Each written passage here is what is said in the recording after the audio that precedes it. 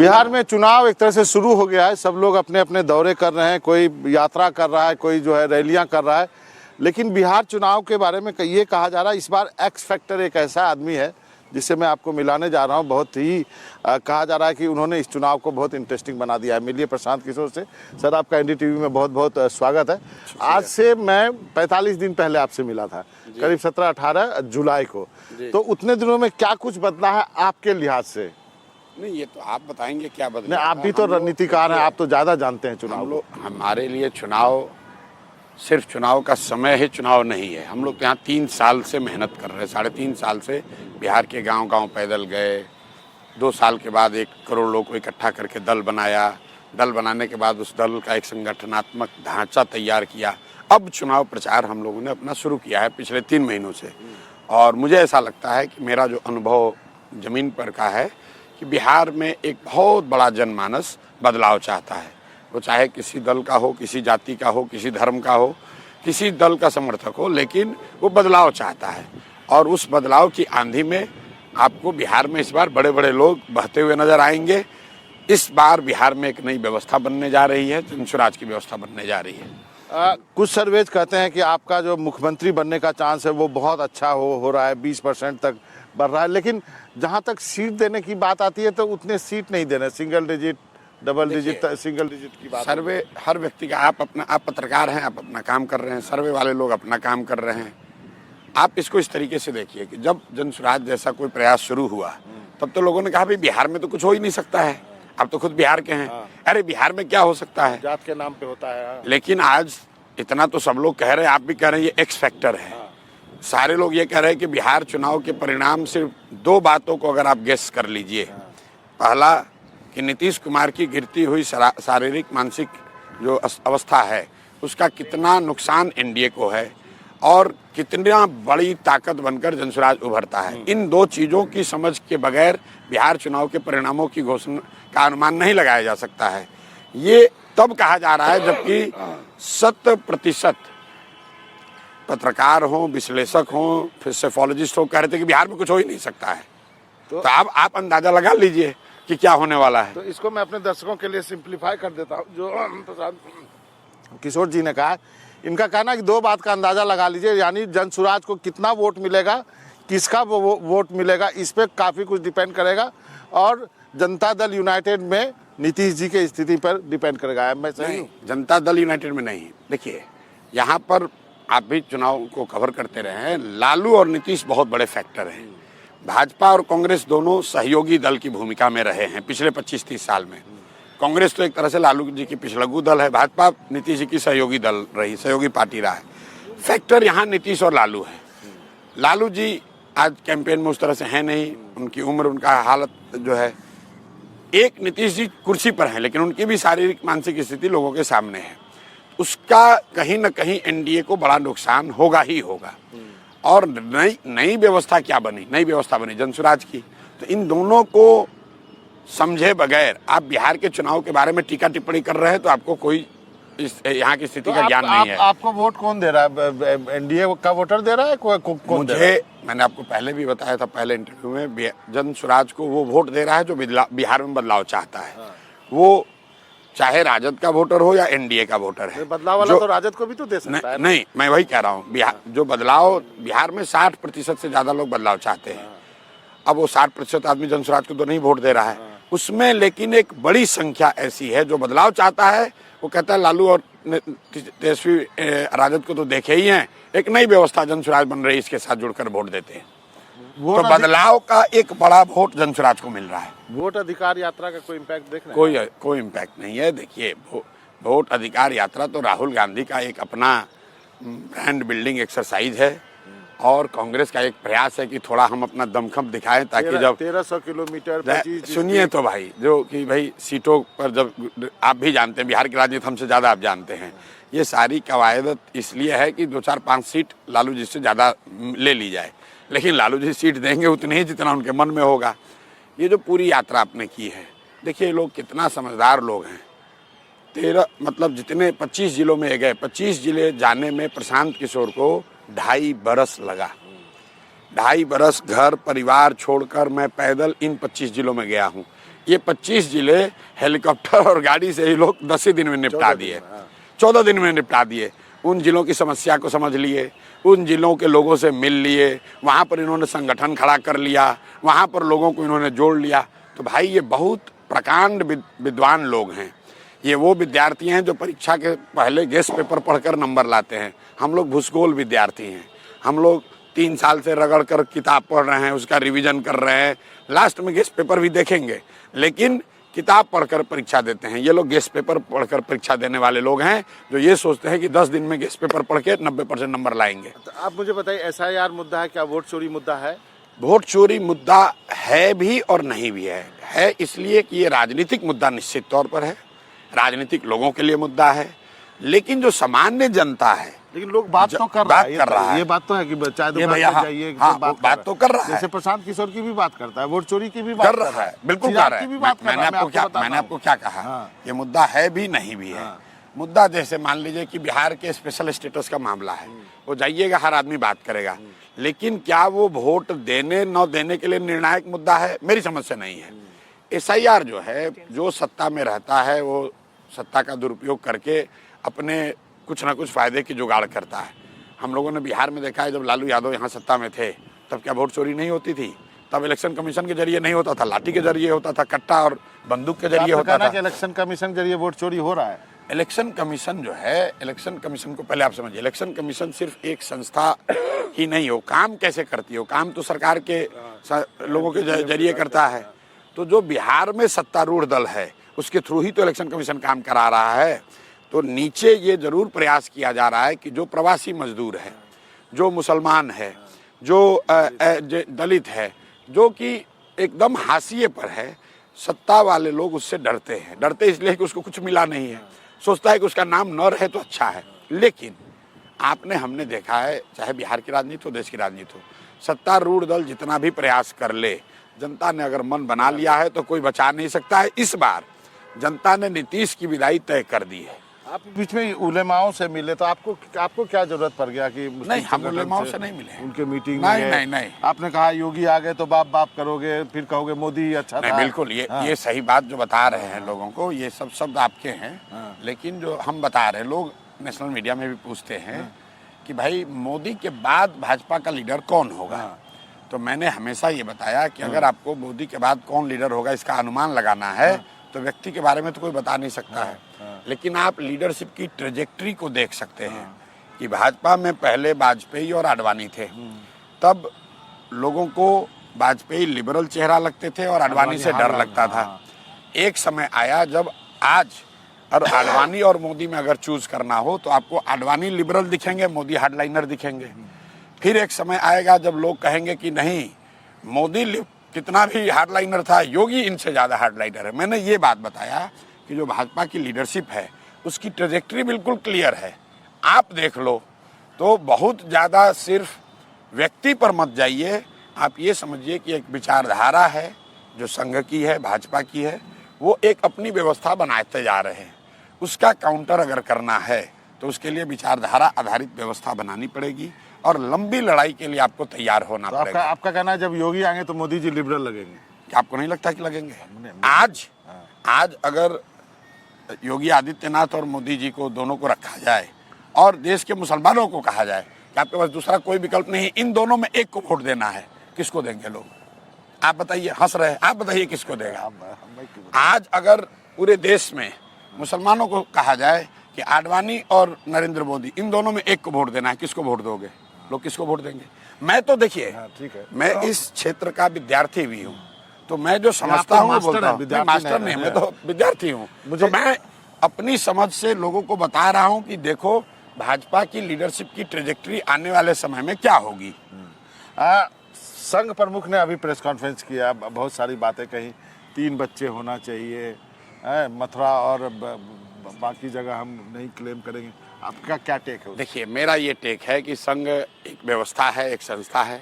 देश को संघ नहीं चलाता है, देश को देश की पार्लियामेंट चलाती है। वो लोग चलाते हैं जिनको इस देश के लोगों ने पार्लियामेंट में चुनकर बैठाया है, पक्ष और विपक्ष दोनों। और वो पार्लियामेंट में जो लोग बैठे हैं उनको देश को संविधान के हिसाब से चलाना है। संविधान में अगर कुछ कमी उनको लग रही है तो उसमें पार्लियामेंट में संशोधन का प्रावधान है।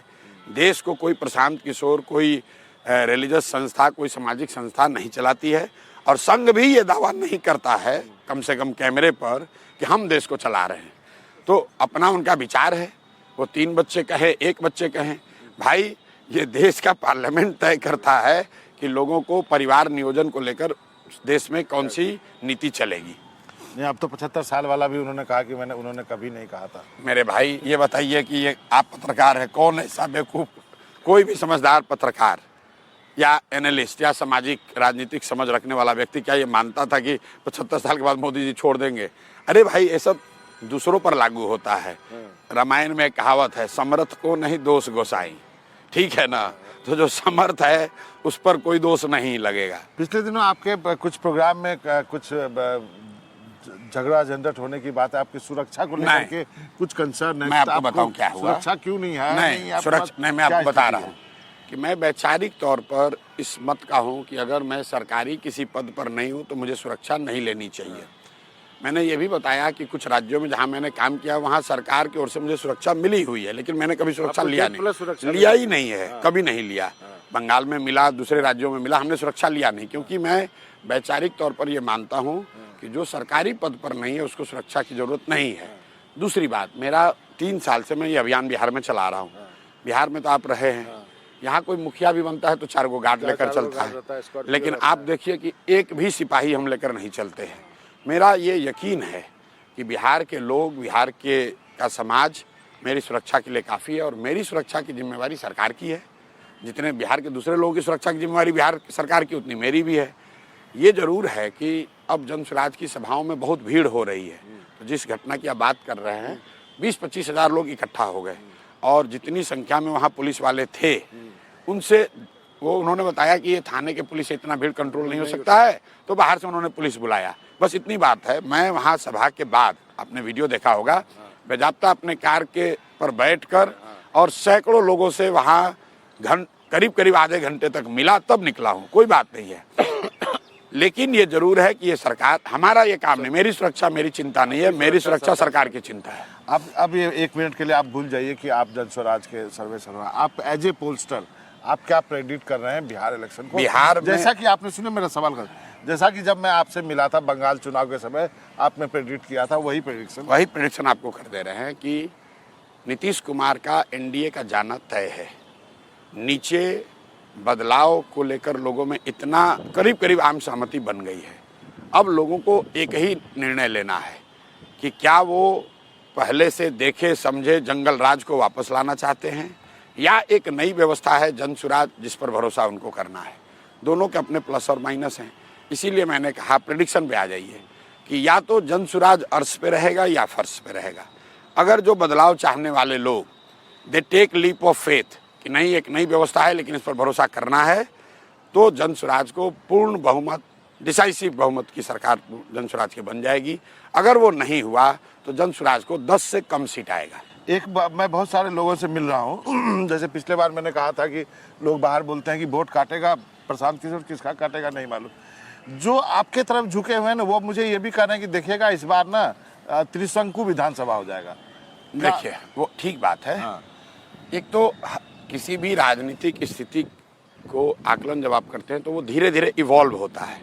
पहले अच्छा प्रशांत किशोर आए हैं, अरे कुछ नहीं कर पाएंगे, फिर अच्छा कुछ तो कर रहे हैं, अच्छा कुछ वोट काट लेंगे, अब पूछ रहे हैं किसका काटेंगे, अब कह रहे हैं त्रिकोणीय हो गया। तो ये तो एक स्वाभाविक प्रक्रिया है। चुनाव अभी 3 महीना दूर है, और लोगों के लिए चुनाव तब शुरू होगा जब चुनाव की घोषणा होगी। तो यदि हंग असेंबली होगा तो पीके क्या करेंगे? पीके मैं फिर आपको बता रहा हूँ। पहली बात कि हंग असेंबली अगर होगी तो जन स्वराज वैसी स्थिति में अर्श पर ही फर्श पर रहेगा। तो हम लोग बिल्कुल तैयार हैं कि हम लोग को पक्ष विपक्ष की भूमिका नहीं अदा करनी है। विधानसभा में वोट तो करना पड़ेगा। सुनिए तो मेरी बात कि अगर हम लोग की ऐसी, हम लोग को 10 के साथ वोट करेंगे या नहीं करेंगे, तो सवाल ही नहीं पैदा होता तो है। फिर तो सुन तो लीजिए ना आप हमारी बात सुन लीजिए। हमने आपको क्या कहा कि आपने कहा प्रेडिक्ट कीजिए, जैसे पहले करते थे, तो मैंने प्रेडिक्ट कर दिया। तो आप हमारी प्रेडिक्शन पे ही तो जाइएगा। या तो हम खुद कह रहे हैं कि या तो हम मेजोरिटी में हैं, नहीं तो हम 10 के नीचे हैं, ये भी मानने को तैयार है। तो अगर हम 10 के नीचे हैं तो हमारे वोट का कोई मतलब नहीं है। हम नहीं आपको बता दें, अगर हम फर्श पर हैं तो हम लोग 5 साल फर्श की राजनीति करेंगे, सड़क की राजनीति करेंगे, समाज की राजनीति करेंगे। उसके लिए हमको विधानसभा में बैठने की जरूरत नहीं है। और अगर जनता ने मैंडेट दिया तो सरकार बनाएंगे। हालत हुआ तो 10 वोट तो एकदम किंग मेकर है। नहीं, हम यहाँ किंग मेकर बनने नहीं आए हैं। आपको एकदम स्पष्ट बता देता हूँ, हम लोग का लक्ष्य एमएलए बनना, सत्ता की चाबी लेना, ये सब नहीं है। अगर वो होता तो कम से कम आप तो ये जानते हैं कि अगर मैं चाहता तो मैं नीतीश जी के साथ आज किंग मेकर बन के बैठा रहता। कोई नहीं रोकता है, इतना तो आप मान रहे हैं। नहीं, आपने तो बिहार की राजनीति में वो किया जो किसी ने सोचा नहीं था, वो कर दिया। और अगर मैं चाहता यहाँ बने रहता है। लेकिन आज तक कोई ये तो नहीं कह सकता है कि प्रशांत किशोर ने कभी कोई सरकारी बंगला लिया हो, प्रशांत किशोर ने कोई सरकारी गाड़ी ली हो, कोई सरकारी सुरक्षा ली हो, किसी अफसर का ट्रांसफर पोस्टिंग कराया हो, किसी को बिहार में कॉन्ट्रैक्ट दिया हो, कोई बिजनेस धंधा मैंने किया हो, कभी नहीं किया। मेरा लक्ष्य वो नहीं है। देखिए, मेरी अपनी सोच है। कोविड के दौरान जो मैंने लोगों की यहाँ त्रासदी देखी, और लोगों की त्रासदी से ज़्यादा जो मैंने अपनी बेबस स्थिति को देखा, मुझे लगा कि मेरी इतनी ताकत, समझ, कांटेक्ट के बावजूद बिहार के लाखों लोग घर जाना चाहते हैं और मैं उनको बस तक नहीं मुहैया करा पा रहा हूँ।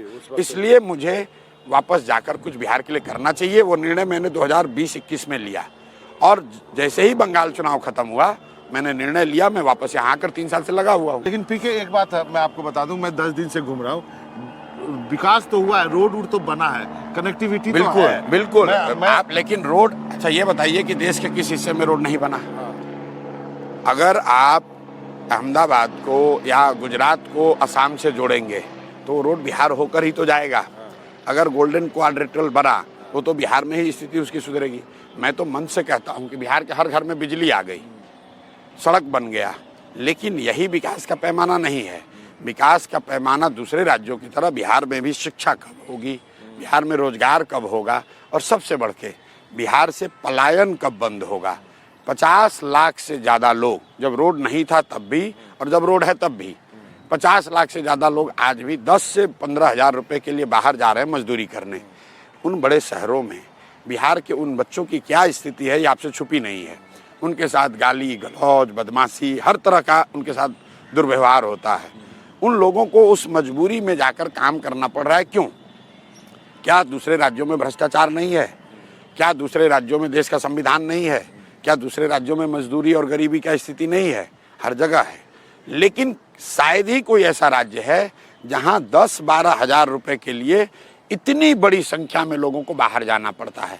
तो बिहार में इस चुनाव का मुद्दा प्रशांत किशोर के लिए, जनसुराज के लिए शिक्षा है और रोजगार है, पलायन का बंद होना है। सड़क बने न बने, मैंने विरोध किया है कि हम लोग को वंदे भारत ट्रेन नहीं चाहिए, हम लोग को अमृत भारत ट्रेन नहीं चाहिए। और उसके बाद से आप असर देखिए, मोदी जी ने कहना छोड़ दिया डर के मारे, क्योंकि मैंने, सुनिए, मैंने कहा कि मोदी जी कह रहे हैं कि सहरसा से गुजरात तक ट्रेन चलेगी जिससे आपके श्रमिक परिवार के बच्चे आराम से जाएंगे। तो मैंने कहा कि भाई, मतलब फैक्ट्री लगाओगे गुजरात में और हम लोग के बच्चे ट्रेन दे रहे हो कि ट्रेन से जाएगा गुजरात में मजदूरी करने। हम लोग को फैक्ट्री चाहिए, हम लोग को ट्रेन, ऐसी ट्रेन नहीं चाहिए जिसमें बिहार के बच्चे जानवरों की तरह यहाँ से मजदूर बनकर गुजरात, महाराष्ट्र, तमिलनाडु जाएं। ट्रेन होनी चाहिए, बस होनी चाहिए, सड़क होनी चाहिए, लेकिन वो व्यापार के लिए होना चाहिए, व्यवसाय के लिए होना चाहिए, तरक्की के लिए होना चाहिए। वो मजदूरों को लेकर जाने का रास्ता नहीं होना चाहिए। एक अंतिम बात, जब स्लेवरी चलती थी इस दुनिया में, उस समय भी एक स्लेव रूट होता था, उस पर बड़े बड़े स्टीमर चलते थे, लेकिन वो स्टीमर उन देशों की तरक्की के लिए नहीं चलाए जाते थे। वहाँ से लोगों को पकड़कर इंग्लैंड ले जाने के लिए, फ्रांस ले जाने के लिए, ताकि जाकर वहाँ वो गुलाम की तरह काम करें। बिहार में जो सड़कें बनी हैं, बिहार से जो ट्रेन चल रही है, इन ट्रेनों से सब्जी, फल, सीमेंट छड़ नहीं जा रहा है। यहाँ से बिहार के जवान बच्चे जा रहे हैं उन ट्रेनों पर बैठकर, और वो कहाँ जा रहे हैं? मजदूरी करने। उसका विरोध हो रहा है। प्रशांत किशोर जी, आपका बहुत बहुत शुक्रिया, आपने वक्त निकाला, धन्यवाद। बहुत अच्छी। और अगली बार सुनिए, आप हैं बिहार के, बिहार के लिए कुछ कीजिए। सारे पत्रकारों को भी मैं कहता हूँ, पत्रकारिता चलती रहेगी, लेकिन उसके साथ साथ आप बिहार के नागरिक भी हैं। बिहार का भला होना चाहिए और इसको एडिट मत कीजिए। बिहार में जो बदलाव है वो बदलाव होना चाहिए।